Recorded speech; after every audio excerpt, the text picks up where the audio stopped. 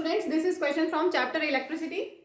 Two devices of rating 44 watt, 220 volt and 11 watt 220 volt are connected in series. The combination is connected across a 440 mains. The fuse of which of the two devices is likely to burn when the switch is on, and you have to justify your answer also. तो हम दो devices थोड़ा सा figure बना लेते हैं तो अच्छे से समझ में आएगा. सपोज एक डिवाइस हमारा ये है और दूसरा डिवाइस ये है. पावर हमें दिया हुआ है, एक डिवाइस का 44 वॉट और 220 वोल्ट पे वर्क कर रहा है, दूसरा पावर है 11 वॉट 220 वोल्ट पे. They are connected in series. ठीक है, तो दो डिवाइसेस हैं, हमने सीरीज में कनेक्ट कर दिया. Combination is connected across a 440 mains. हमने इसको मेन से कनेक्ट किया है 440 वोल्ट. ठीक है, अब आपको क्वेश्चन में पूछा है कि किसका फ्यूज, इस दोनों में फ्यूज लगा हुआ है तो किसका fuse wire is likely to melt. तो यहां पर सबसे पहले हमारे पास P है और V दोनों के अक्रॉस आपको दिया हुआ है 220 वोल्ट. तो हम यहां से करंट निकाल सकते हैं. पहले रेजिस्टेंस निकाल लेते हैं. P equal to V square upon R. इस फॉर्मूले से आप R निकाल सकते हैं. R1 will be V square upon P1. तो इसके अक्रॉस इसका जो इस डिवाइस का रेजिस्टेंस कितना होगा वो हम कैलकुलेट कर सकते हैं. वी स्क्वायर, ठीक है, 44 वॉट 220 वोल्ट पे है और इसकी पावर है 44. कैंसिल करेंगे, 22 10 जा 22 2 जा और ये आया 1100 ओम. पहले डिवाइस का रेजिस्टेंस है 1100 ओम.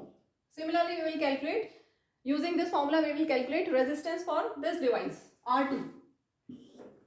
R2 will be V square upon P1 P2 V square upon P2. इसकी पावर है 11, तो ये आपको मिल जाएगा 4400 ओम. ठीक है, और आपको ये पता है कि ये सीरीज में कनेक्ट है तो सीरीज में इक्विवेलेंट रेजिस्टेंस आप कैलकुलेट कर सकते हैं. दोनों को सिंपली ऐड करके इक्विवेलेंट रेजिस्टेंस हो जाएगा R1 plus R2, that will be equal to 1100 plus 4400 and that is equal to 5500 ohm. Total supply आपको दिया हुआ है 440 वोल्ट.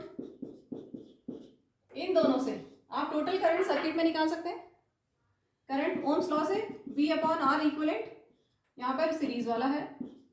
टोटल मेन सप्लाई जितना है, टोटल रेजिस्टेंस, इसको आप सॉल्व करेंगे.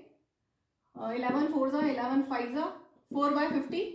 सॉल्व करने से आपको मिलेगा 0.08 एम्पियर.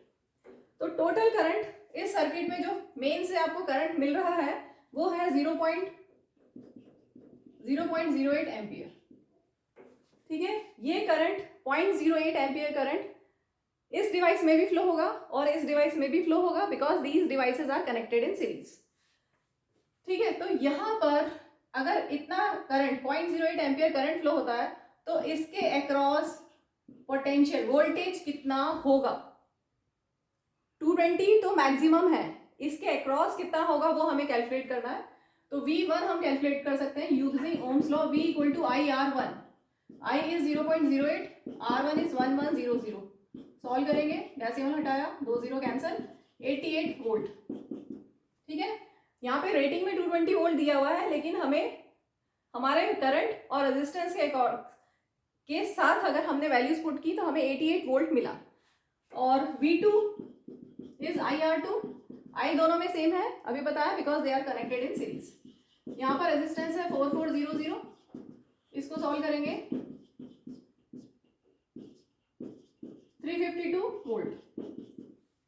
अब आप देख के बता सकते हैं इसकी जो रेटिंग है, इसकी रेटिंग 220 वोल्ट की है. यहाँ पर 88 वोल्ट वोल्टेज आपको मिला. वो वोल्टेज अक्रॉस 44 वॉट डिवाइस हमें मिला 88 वोल्ट. ठीक है, तो कोई प्रॉब्लम नहीं है, फ्यूज वायर मेल्ट नहीं होगा क्योंकि ये वोल्टेज कम है. और इसके अक्रॉस हमें वोल्टेज मिल रहा है 352 वोल्ट. रेटिंग कितने की है, 220 वोल्ट की, तो इसके अक्रॉस फ्यूज वायर मेल्ट हो जाएगा. ठीक है, समझ में आया, क्योंकि ये 220 वोल्ट से ज़्यादा है. देखिए, जो हमारे घर में अप्लायंसेस होते हैं तो सब 220 वोल्ट पे वर्क नहीं करते हैं.